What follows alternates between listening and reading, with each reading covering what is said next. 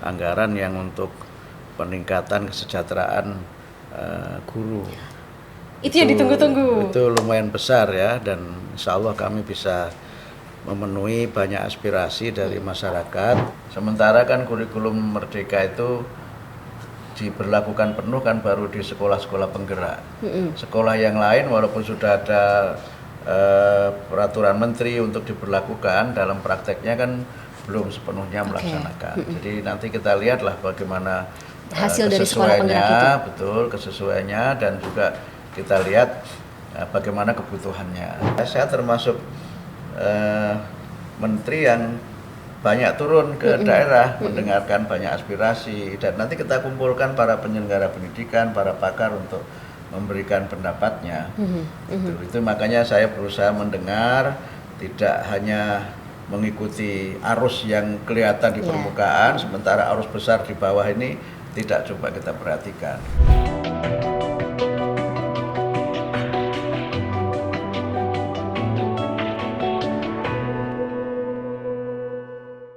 Selamat hari baik, ketemu lagi dalam podcast VIP inilah.com bersama saya kali ini Fani Mania, dan saya sudah bersama dengan seorang satu sosok yang kita harapkan menentukan masa depan pendidikan anak-anak muda Indonesia, siswa-siswi mulai dari SD, SMP, pendidikan dasar dan juga menengah di Indonesia saat ini. Kita akan bertemu dan juga berbincang langsung bersama dengan Menteri Pendidikan Dasar dan juga Menengah Mendikdasmen Republik Indonesia, Pak Abdul Mukti.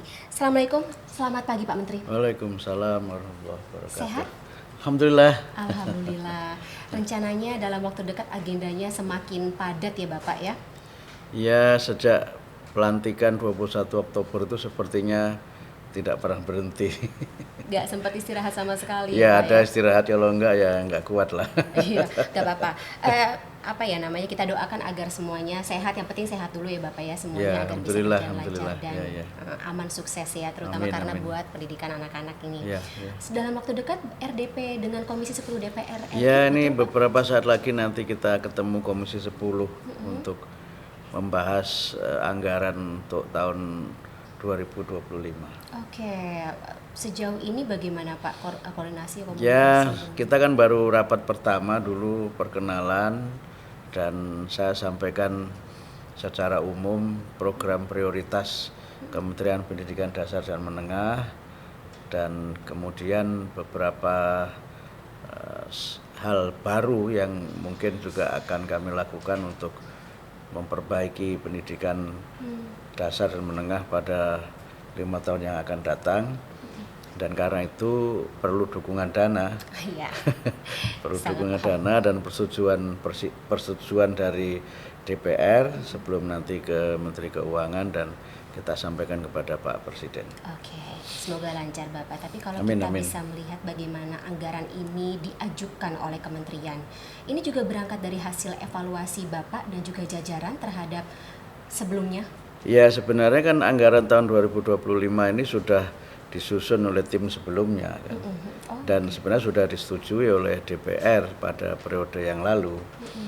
Jadi pertemuan nanti itu lebih pada bagaimana menyusun anggaran yang sesuai dengan apa yang kami rencanakan.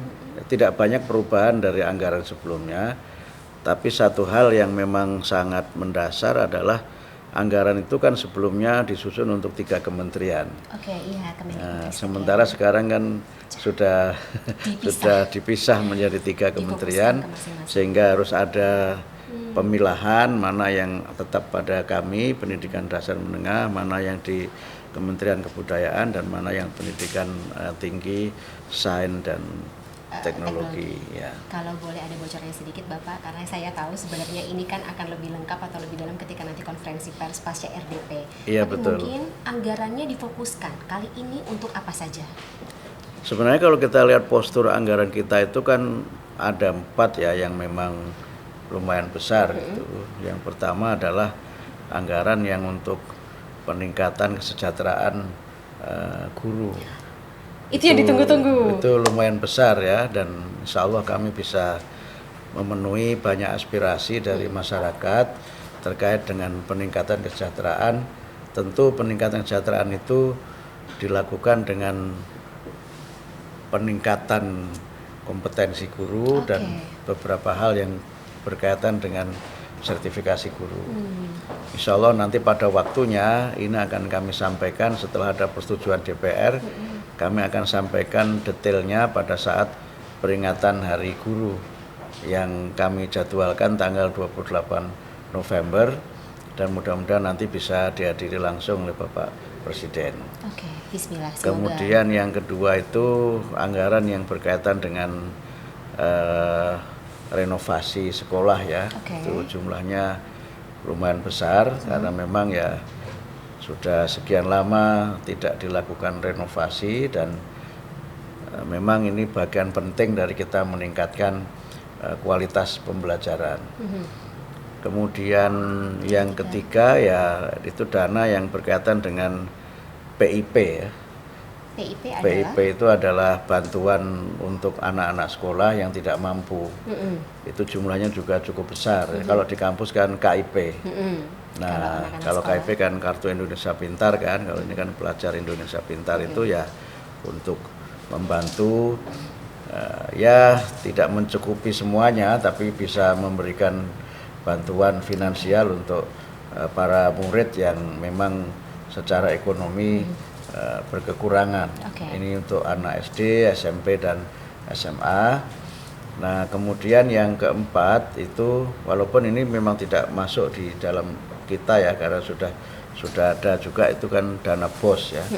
Dana BOS ini kan juga ya sebenarnya sih transfernya semua tapi ini kan juga bagian dari kebijakan yang sudah ada sebelumnya, tidak sama sekali baru gitu, tinggal melanjutkan dan memverifikasi datanya.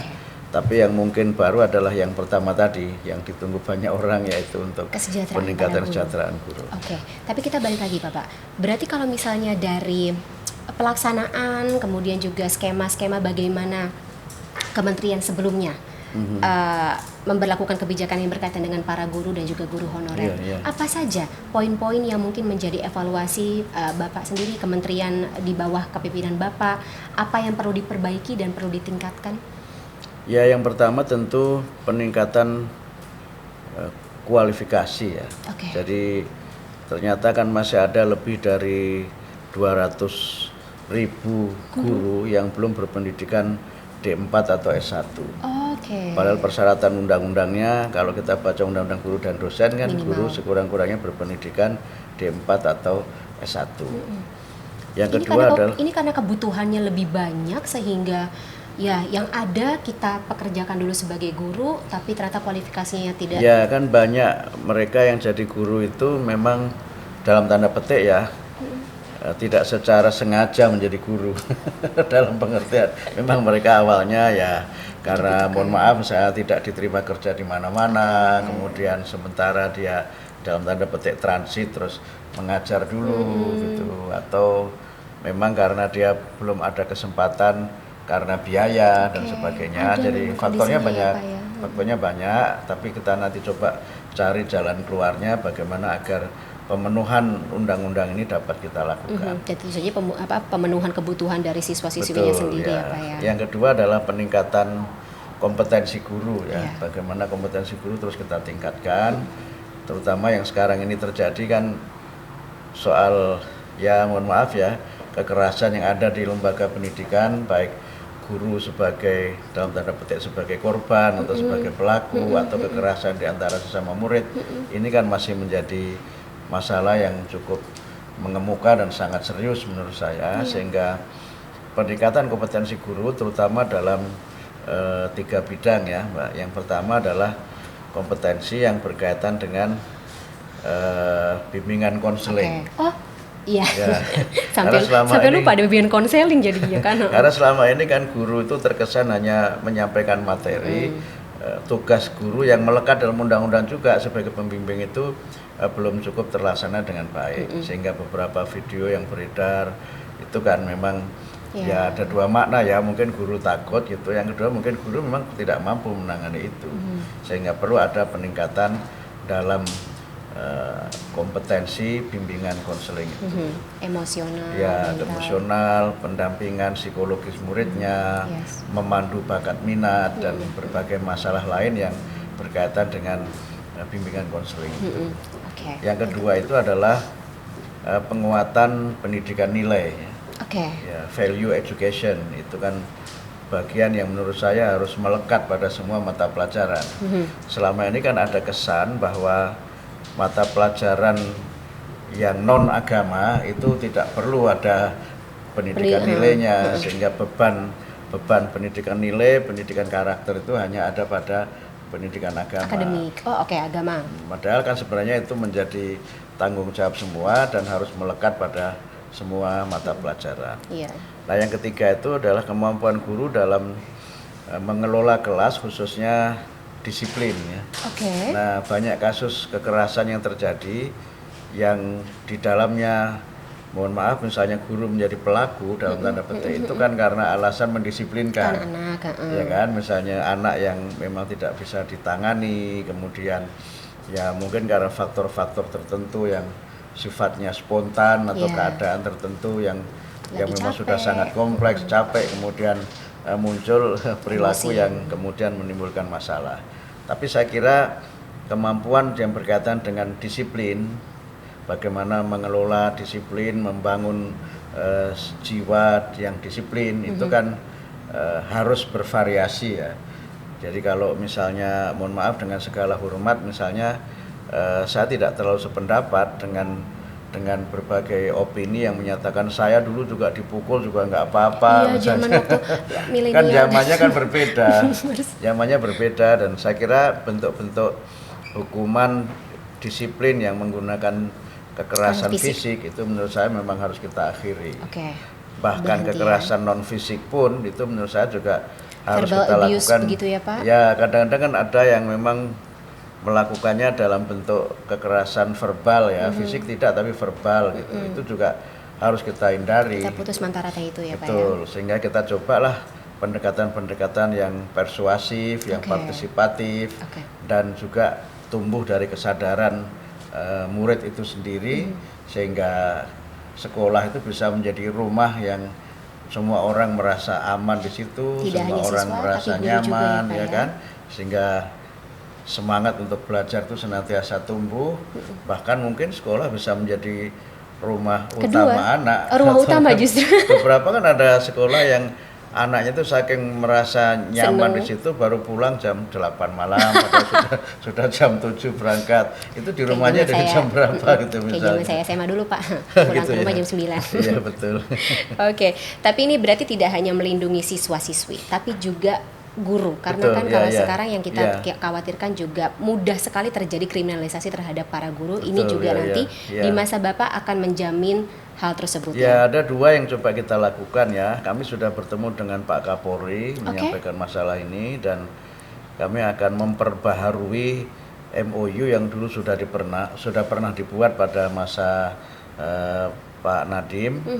Nah, kita akan perbarui untuk beberapa hal gitu, termasuk juga nanti MOU itu kita tindak lanjuti dengan perjanjian kerjasama, supaya kalau ada masalah-masalah yang berkaitan dengan ya mungkin ketidaksesuaian antara apa yang seharusnya dilakukan guru dengan apa yang dilakukan masyarakat ini, sepanjang masalahnya berkaitan dengan hal sifatnya edukatif, itu diselesaikan secara musyawarah, secara kekeluargaan, difasilitasi dengan restoratif justice. Gitu. Jadi tidak semuanya bawa ke pengadilan, karena itu menurut saya akan berlaku pepatah lama ya, Mbak. Apa tuh, Pak? Ya, kalah jadi apu, menang jadi arang. Sama-sama nggak ada yang menang nggak ya, ada Pak yang ya. menang, yang menang Semuanya ya. rugi. Iya, itu kan Setuju. tidak solusi gitu. Tidak solutif. Ya, tapi yang kedua juga coba kita bangun memang komunikasi yang lebih baik ya.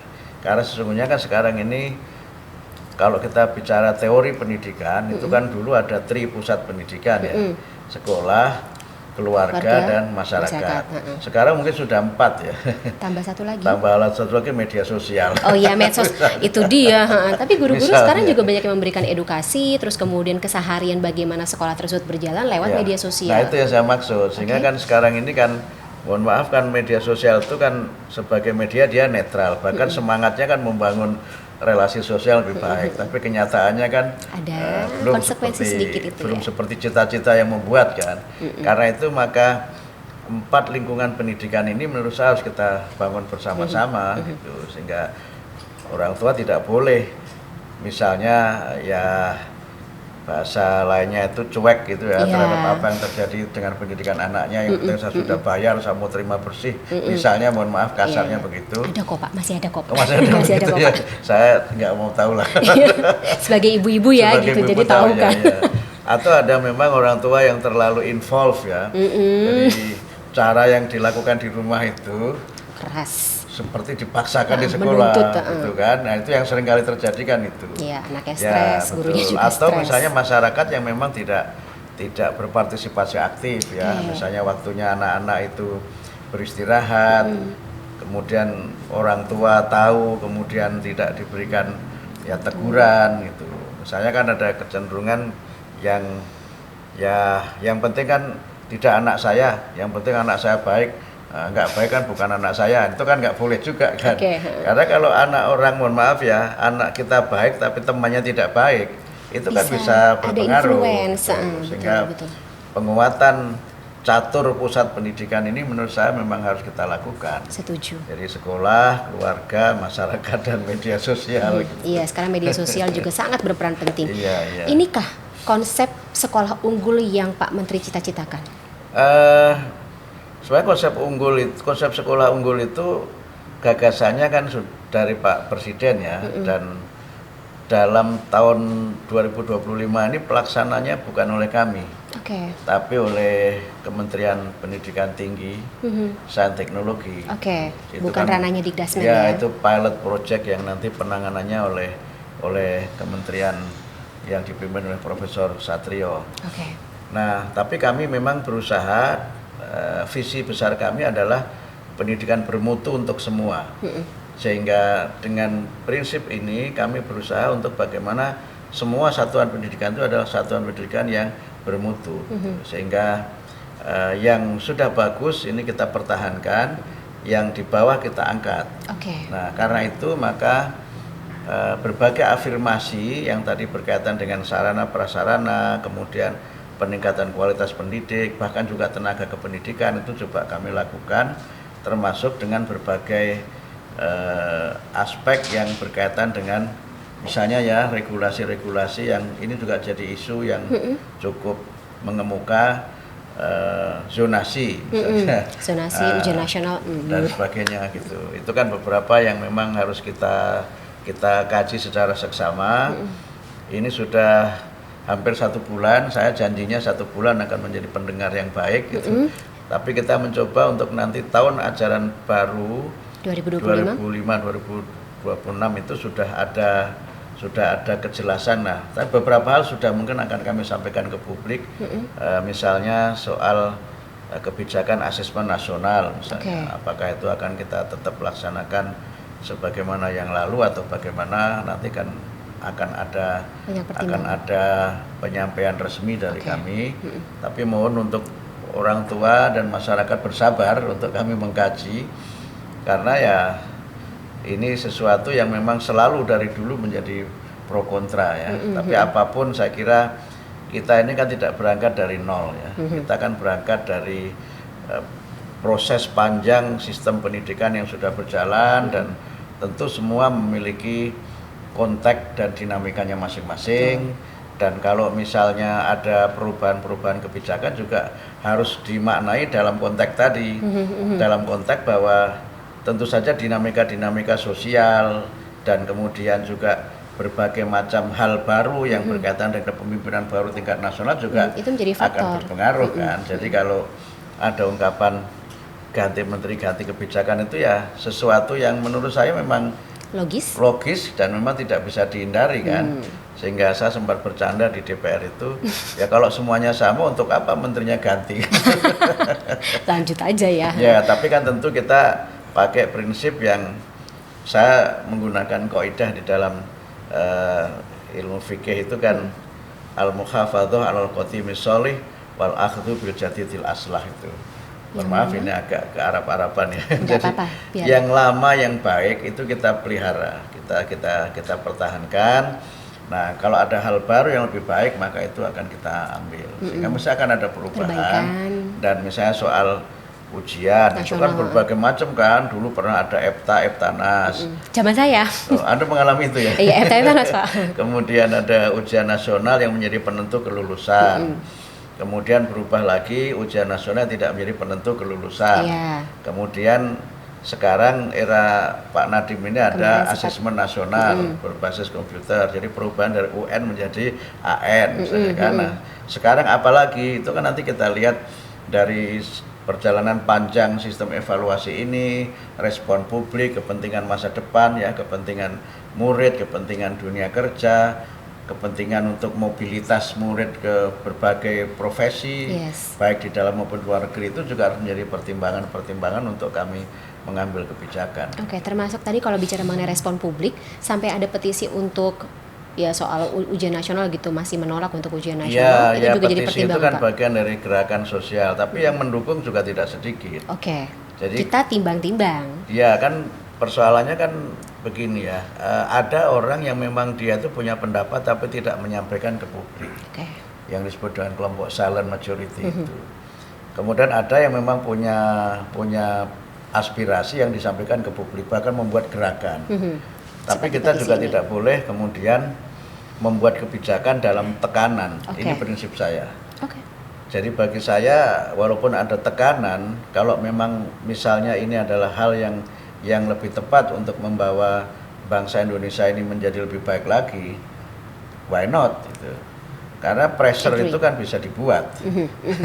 Ada pressure group yang dia menguasai media, mohon maaf ya, pressure apa-apa, group Pak. yang menguasai Mengerti. jaringan-jaringan tertentu.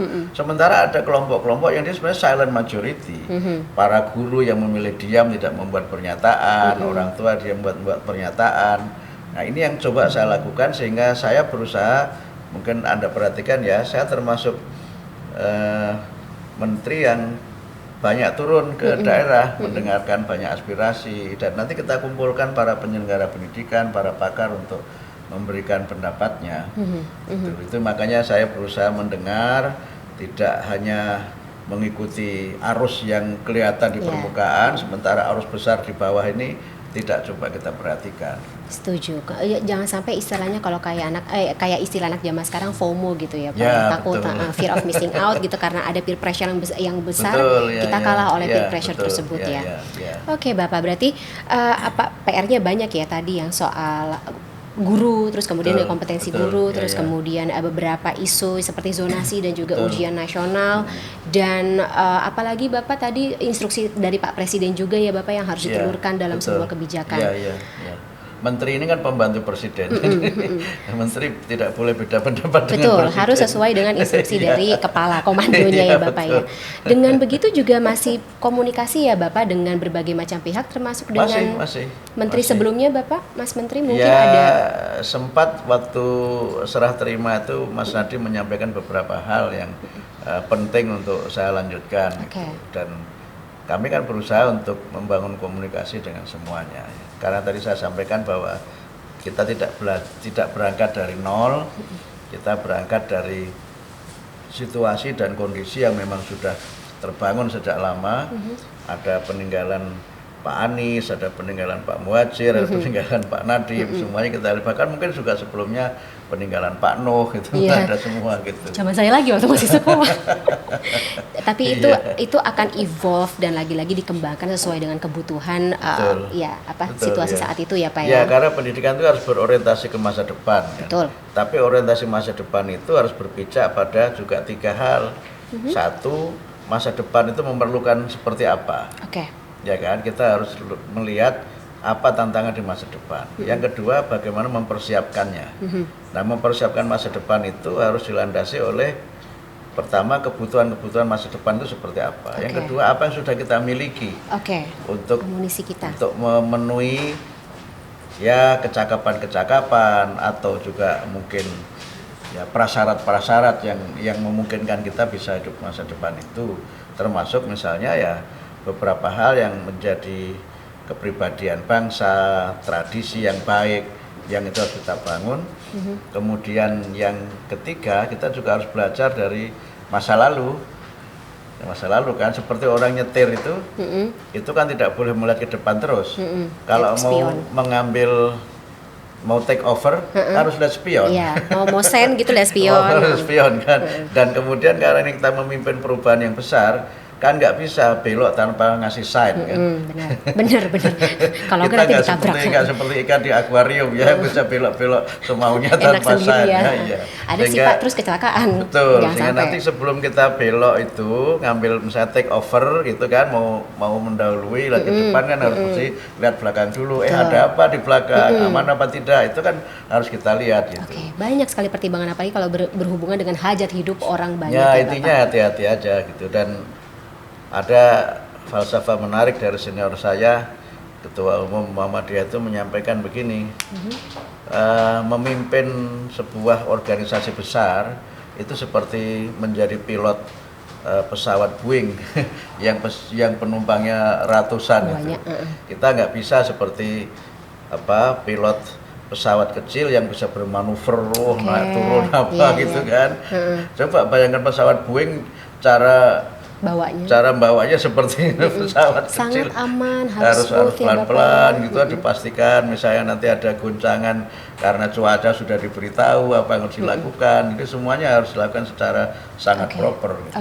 Nggak bisa kan jadi pilot Boeing bermanuver kayak pesawat tempur isinya 100-an orang muntah semuanya. Betul, ya kira-kira begitu. Baik Bapak, banyak tantangannya lagi-lagi kalau tadi Pak Menteri katakan, termasuk dengan kurikulum Merdeka yang saat ini maksudnya kalau saya sebagai orang tua sih juga sedikit concern mengenai hal itu. Kalau dari perspektif Pak Menteri sendiri? Ya itu harus dikaji ya, kan itu juga belum berlaku untuk semua kan. Sementara kan kurikulum Merdeka itu diberlakukan penuh kan baru di sekolah-sekolah penggerak. Sekolah yang lain walaupun sudah ada peraturan menteri untuk diberlakukan, dalam prakteknya kan belum sepenuhnya melaksanakan. Jadi nanti kita lihatlah bagaimana hasil dari sekolah penggerak itu. Betul, kesesuaiannya, dan juga kita lihat bagaimana kebutuhannya. Tapi satu hal yang nanti akan saya terapkan itu pembelajaran deep learning yang sekarang juga sudah jadi wacana di ruang publik ya. Bahkan ada yang mengatakan ini dia kurikulum baru deep learning gitu. Bahkan ketika saya mengenalkan dalam ungkapan asli mindful, meaningful, joyful, terus saya sebut full gitu, ada yang bilang wah ini kurikulumnya nanti kurikulum full kurikulum penuh begitu ya. Berarti tadi udah kurikulum Merdeka, terus kemudian mengenai digital learning. Bapak, Pak Menteri saya pernah quote kemarin mengatakan mau masukin coding sama AI katanya dalam kurikulum. Iya, itu mulai SD, tapi tidak mulai dari kelas 1 ya. Tapi secepat-cepatnya itu dimulai dari kelas 4.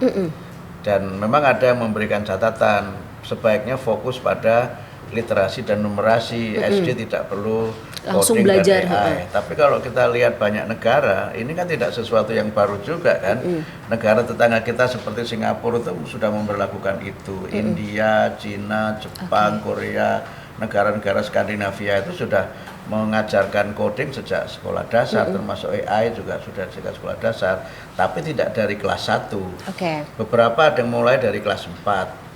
Kalau tidak salah Singapura itu mulai kelas 4, India mulai kelas 6. Nah, nanti kita lihat kesiapannya, dan ini pilihan bukan wajib. Kurikulum pilihan. Kayak ekskul gitu Pak?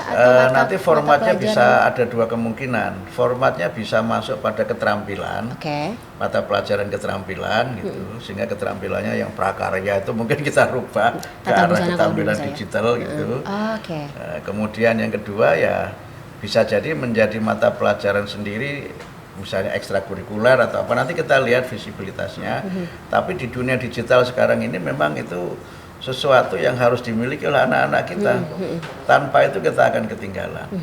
Dan yang kedua harus dimaknai bahwa coding itu bukan sesuatu yang complicated, itu kan sebenarnya satu keterampilan yang di dalam pelaksanaan itu melibatkan kemampuan logika, kemampuan mengkreasi sesuatu, problem solving juga, sehingga dari codingnya dia bisa bikin robot, bisa bikin berbagai macam kan. Tapi ilmu dasarnya kan di situ. Gitu. Sehingga kita buat ini pembelajaran sebenarnya fun dan di Indonesia ini ternyata juga sudah banyak loh. Iya. Sekolah yang mengajarkan coding dan AI itu sudah banyak. Setelah saya menyampaikan itu, banyak yang japri saya. Ternyata sudah memberlakukannya duluan. Memberlakukan gitu. Dan saya tahu beberapa memang. Sehingga karena itu ya, kalau tidak kita mulai, ya anak kita akan ketinggalan karena kemampuan digital dan yang kedua juga kreativitas digital serta jangan lupa kesalehan digital juga kesalehan digital betul Pak. Tidak bisa kita abaikan. Nah, itu kalau mereka tidak diberikan kesempatan untuk eksplorasi, kemudian menguasainya dan menjadikannya sebagai inspirasi untuk menciptakan berbagai macam kreativitas, kan akhirnya anak kita ketinggalan terus.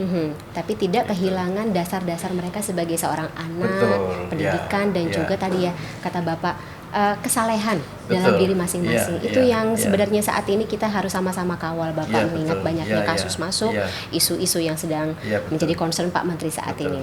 Tapi jangan lupa harus dipahami bahwa ini tidak semua harus diselesaikan 1 tahun ya. Tidak logis lagi-lagi.